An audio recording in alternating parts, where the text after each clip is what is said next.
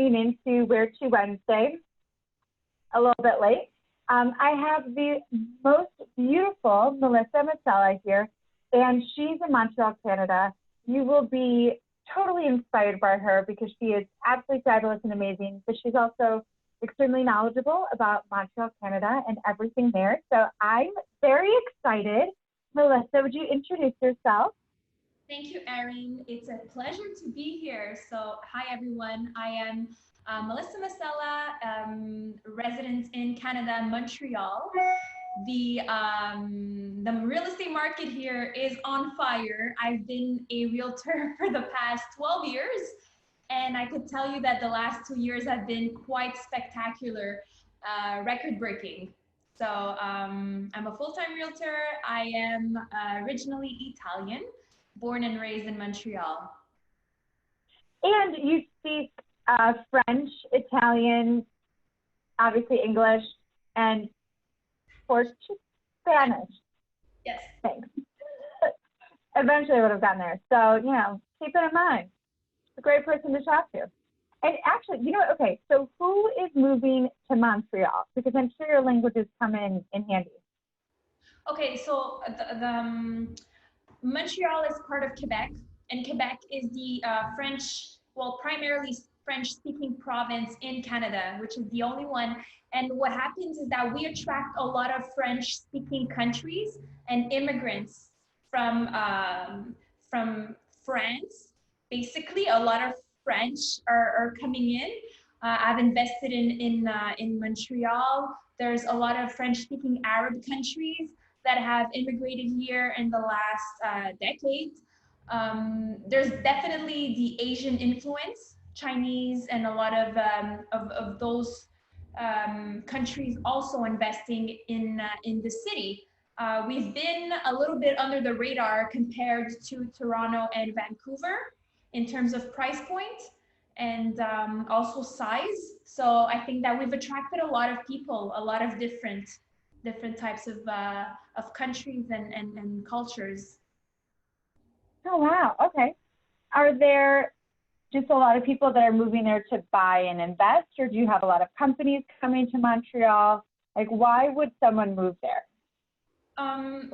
It's a great question. I think that a lot more people are moving to Montreal to live here and to work here because of the opportunities, because of price point. Like I said, the French are not necessarily investors. They come in and they want to buy the properties because they want to build a life here. So they leave their country to come here, and the language is so easy for them. Also, the documentation and everything is super easy for the French-speaking people from France. As well, there's a lot of investors. I think that the Asian community is definitely a big investor here, and they send their kids to school here. We have great universities and education systems. So I think that we do have a lot of that investor sending their kids, or just in the condo industry here, there's a lot of investors in that sense. And so we have a mix. People that want to live here, to work here because of the opportunities, and also investment because of price point and the education system. Okay. So I know that there's a lot of different areas in Montreal. You have like the downtown, the old, very European, which I just love and adore. So tell me about the real estate in that area. Like, who's living in that area? So I was actually really happy when you came down to Montreal, and you've been here a few times, and you saw how beautiful, but also like it's a mini Europe. It's a mini Europe. When you're downtown or in old Montreal, you really get that feel. And that's probably our most expensive real estate, is really located in the downtown old Montreal Westmount neighborhoods, which is where a lot of the better universities and schools are, all the financial district and all that. So to come back to your point, what kind of real estate and what kind of people live there? Young professionals, students that come from wealthy families, and it's really a mix. But I would say in old Montreal, it's really more young professionals and families that are either at the end of their journey with their kids or don't have kids yet and they work and they want to be in that neighborhood specifically for work. Is it walkable if you're in Old Montreal? Everything is walkable in Old Montreal and downtown. Yes, absolutely. There's subways, metro stations. It's really expanded a lot. The construction has completely taken a huge development here in Montreal. We've seen the growth in the last 10 years really extend condominium and real estate. Very cool. Okay. And so if you were going to live in the old section, there is downtown that is not old. No. And is that also like the finance people that are there to kind of walk to work? It's a mix. There's a little bit of everything. There's families that live in specific neighborhoods. Like since we have a dense our island is not that big, but we still have like 4.2 in terms of million in terms of population.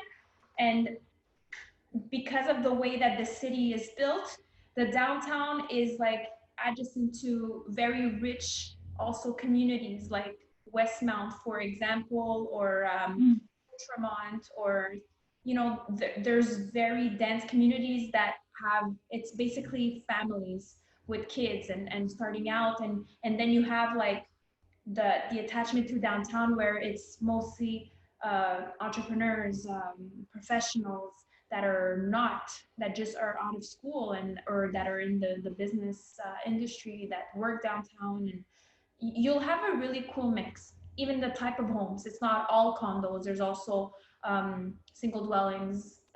You'll find really interesting architecture mixed. So, yeah, tell us about that. Like, tell us about the different architecture, what you would expect to find in terms of maybe like maybe square foot for the condos versus single families. So we do see the trend that the construction has been definitely sizing down. So a typical one bedroom will be 500 to 600 square feet, which I mean is small for some, but is also big for others. So that you'll definitely find that the price of an average condo has gone up like 14% in the last year. So we're looking at roughly $382,000 for an average condo in the center of Montreal, which is intense, like for a condo, right? If you're looking at single dwellings, you'll have beautiful architecture in the downtown area, and you'll find that the average home also has gone up a lot in the last year. We're looking at $560,000 for an average home here now, so it's gone up like 11%, which is also drastic in the last 12 months. And that's crazy too, because I feel like every time I talk to you, there's just this huge uprise in the prices and the business, and seems like it's not stopping. No, that's what it seems like. And we had a huge slowdown like everyone else, I'm figuring, in the world, March, April, and May, but things have definitely caught up. We've seen double the numbers in July and August in terms of sales, if we compare it to the beginning of the year, January and February, right? So we're really we're finding this market very interesting at the moment, and we don't know if it's going to stop, if it's going to continue growing at maybe a slower rate, but people find Montreal very safe, which is a really important factor. It's a safe place to invest, safe place if you compare it only to like Toronto, which is another huge city that's probably the biggest in Canada that people know of. And we're definitely attracting a lot of buyers, and this is the reason why we see such an increase in price and such a decrease in listings. available. Yeah. Well, and one of the things that I love about Montreal, and again, I don't think I would have known this if I didn't know you and have been there, but the, it's such a foodie spot. It's such a A foodie spot? oh Yeah, so much good food. It seems like it's a great destination, right, for people that love food. oh yeah. Um, and then also, I mean, there must be businesses going there, but I'm also fascinated watching you and your lifestyle because you have such an active, very active and outdoor lifestyle. And anytime I personally think of Montreal, besides thinking of you, I think of being cold. So it's amazing that you have such an active lifestyle, and I think I would freeze there. So maybe is it not as cold as I think it is in my head? No, I think that the cold factor, being hot-blooded, well, I mean, I'm very cold-blooded because I'm always cold, but um, ideally, I would skip all of winter and I would just leave, but ready. um, it is cold. Just today, I was freezing to death all morning. It's like I don't know if you work in Celsius, but it was like 13 degrees here this morning, and I'm like, what the hell? We're still officially in the summer, but it is cold. And for some reason, we are a very adaptable community and people here. We adapt to the real cold weather, and then it's super hot, like crazy hot. There's like 80-degree difference between our winter and our summer days. So it's pretty drastic, and I think that's why we're very drastic people too. I am very active. I think that's a choice. I think no matter where you live, you need to make a decision, a conscious decision that no matter what, you will be active. When it's cold, you wear more clothes. When it's hot, you take it off. I love it. Well, and also, so I looked it up. 13 degrees Celsius is 55 Fahrenheit. That is cold. Um, but yeah, and just to clarify for people, when I say that Melissa is active, I don't mean that she's just like going skiing or like winter activities. Like you're out there playing soccer, football, or boxing. I guess that's more inside. But it's always, I don't know. I think our perception of an area is typically different than actually living there. And so knowing you and seeing all of your adventures on Instagram and whatnot, I'm like, oh my gosh, she's outside again. She's doing this again. And it just kind of is nice to see that it goes again. I guess what people would first think of when they think of Montreal. Definitely. We're a very big hockey city. Winters are long and we have to make the best of it. I mean, we have so many facilities, so many parks, and we have a lot of options. And you got to make the best of it. We can go skiing. It's a 40-30 minute drive, or you can go to the park and ice rink and just skate or just go for a nice walk on the mountain and see like all the nature there. It's 5 minutes from my house. So I mean, you really do have options if you're open to it, right? Yeah. Well, okay. And then something that people might be curious about, because it is so cold, I know that you have like shelters and everything, even for your cars when the winter comes. And that's great, right? It doesn't mean that you have to park on the street with no shelter.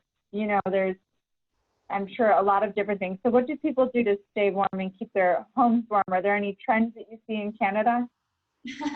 Well, we do have driveway. Well, if you're lucky enough to have an indoor garage when you buy a condominium, that's key. And I think that that's where there's a huge price increase in an indoor garage versus like maybe a warmer country, because having snow Hmm. and ice this thick on your windshield in the morning and on your windows is not fun. It's like it's the worst.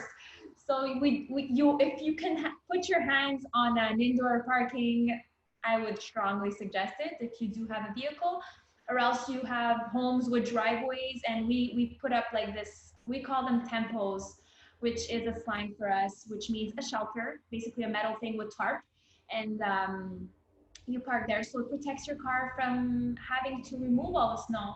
But we have companies that work all winter long removing snow from your driveway, from your doorsteps.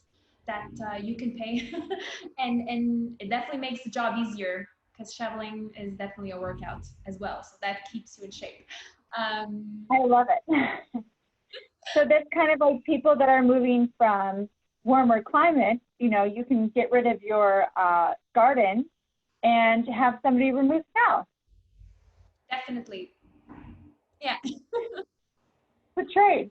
I love it. Okay, so let's say I want to know some of the neighborhoods besides Old Town. Like, what are some of the other neighborhoods or places that are maybe up and coming? If you have somebody that's moving there for a first job, or not even a first job, but first time to Montreal, and they want to really experience Montreal, what are some of the different neighborhoods that they should be looking into? So there's really fun pockets on the island that are up and coming or that have been really like in very high demand for the longest time.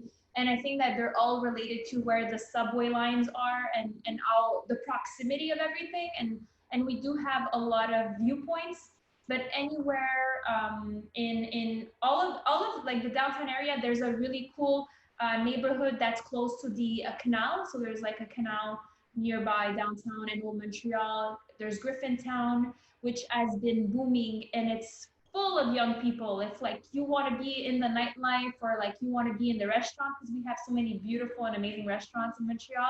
Well, you know, Griffintown and St. Henry and Little Burgundy, those are all really cool spots if you don't want to be downtown in the financial district. There's also Plateau Mont Royal, which is more revenue property. So you'll see that they're like narrower and taller buildings with the staircases on the outside, and you'll have apartments more than condos there. But those are great for rental or for investment property purposes. And they're just architecturally really cute. They're not very big, but you know it's a very high demanded area as well because of the neighborhood and how quickly you can get around to all the shops, the schools, and a lot of other activities that you would like to do. There's the wealthier neighborhoods, like I spoke about before, in Westmount, Outremont, TMR, which is Town of Mont Royal. Those are all very close to the mountain and centrally located highways. Really great school for kids as well. And then you have the cities kind of divide. These are all the midsections, and then you have like the East End and you have the West Island. The West Island is English, maybe more English speaking, and the East End is more French speaking. It's funny how that works, but it's the reality.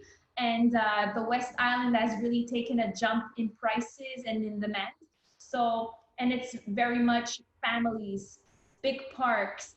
You need to take the car everywhere. They're more of a like suburban areas. So those are in very high demand, big houses, like $1 million homes, a lot of them.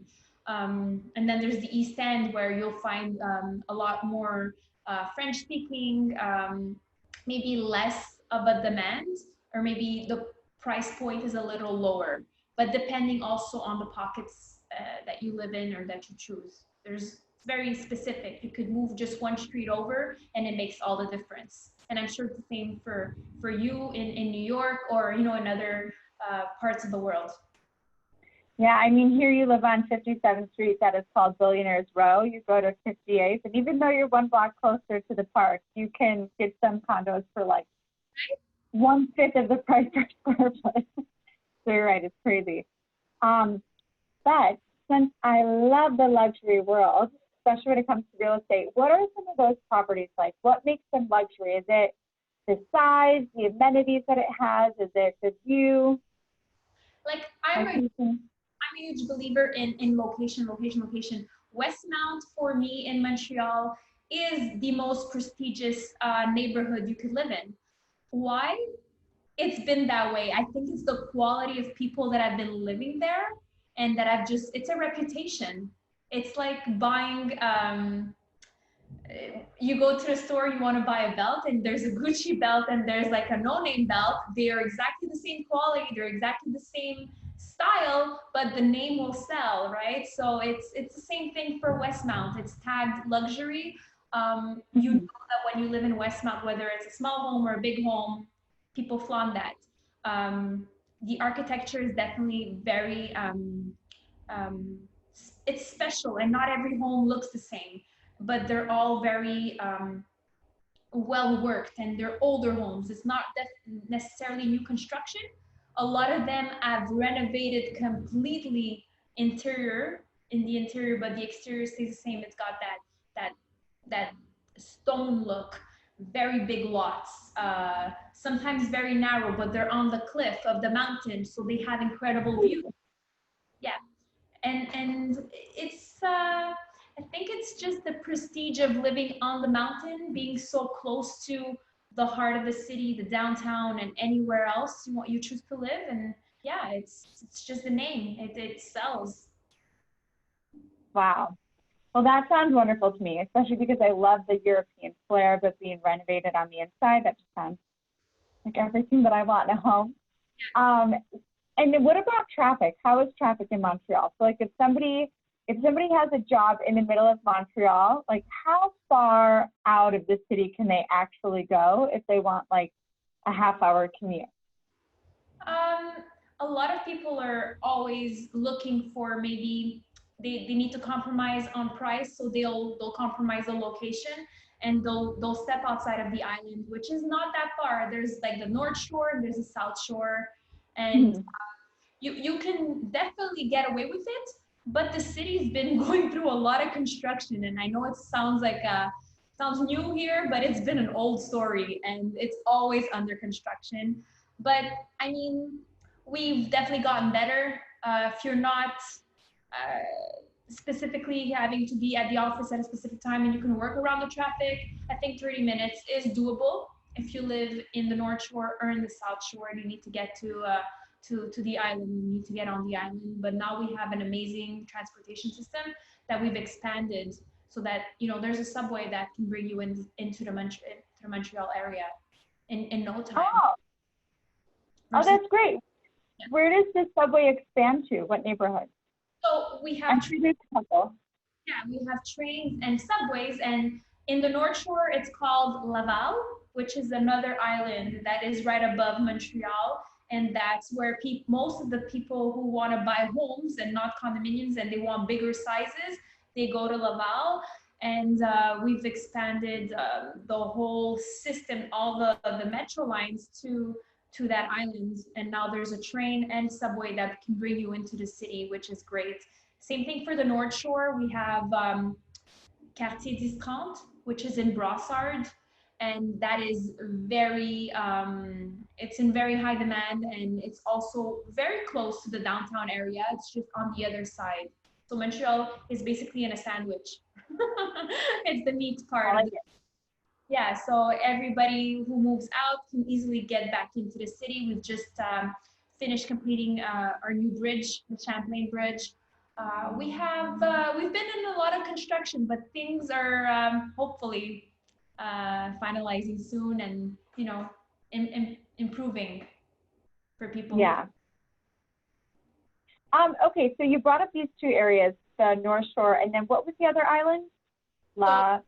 Well, it's the South Shore, but there's different cities in the South Shore. But Brossard is definitely one of the most in demand because of where it's What? located.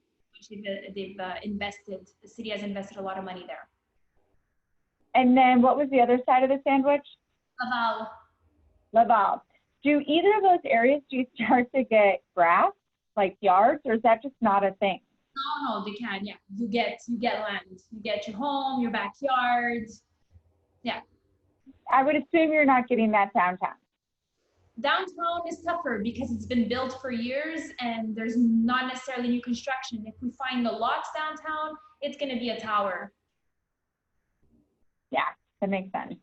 But if you do want downtown, you go to Westmount, or you go to like a little bit on the exterior side of the downtown area. Okay. Melissa, is there anything else that everybody should know about Montreal? Oh my God, the city is really beautiful in a sense where you get the full package. You get 4 seasons, maybe sometimes like 5, because there's always a season that we don't know what it is. You get you get a lot of diversity in terms of the people here, it's very warm. It's a warm city. Yeah, everybody's fast paced, totally. But if you need your break, you take a drive 20, 30 minutes up or down south, and you're like in your chalet. You're in like a super relaxed environment with the nature. There's a lot of different restaurants that can attract a lot of different people. Like I've traveled all over the world, and I can say that Montreal is definitely one of those cities where you feel like eating anything, you'll have a really authentic meal here. And it brings people together. I think that's what brings people together around the table, and it's just a great city to meet people, to work, make a living, raise a family, educate yourself, and then learn about other cultures. That's it. Awesome. Yeah. I love it. And it has Melissa. So, you know, win-win. Yes, definitely. Awesome. Oh, you know what? Actually, I can't believe I forgot to ask you this. Is it easy for people outside of Canada to purchase there? Is it easy? It really depends on how much money they can put down as a down payment. Okay, so what is a recommended down payment? 35% to about 50%. Oh, wow. Okay. And then what are interest rates like for foreigners? Oh, I would have to see with the mortgage broker, to be honest, for foreigners. I'm not That's sure. okay. But I mean, interest rates are uber low right now. Yeah. They're ridiculously low. And at this moment, if you want something fixed for a year, 5 years, you're looking at anything under 2%. I love it. I love it. Okay, so 35 to 50% down. How long does it usually take to close on a property there? Right now, we'll average out 45 to 60 days for a single dwelling, like from the moment it's put on the market. Okay. What if you're a buyer, like from the moment you go into contract? How long before you can close? 30 days. All right. I like that. And then, can I ask something else about mine? Oh, yeah. Do you guys, when people purchase, is there any really big tax for foreign buyers? Any what? Like, is there any big tax for buying as a foreigner? Taxes? Yes. There's not a specific tax that we've implemented here. I know Toronto and Vancouver they've added that tax to slow down the speed of all the immigrants coming in to like purchase or invest from Asia, but we don't, which Nice. is really nice. Absolutely. Awesome. All right. Well, thank you so much. Oh, it's my pleasure, Erin. I loved it. Thank you so much for your time. Absolutely. Well, everybody, let me know where you want me to go next week, Wednesday. It'll be on Wednesday again. And yeah, we'll talk to you later, Facebook. Bye.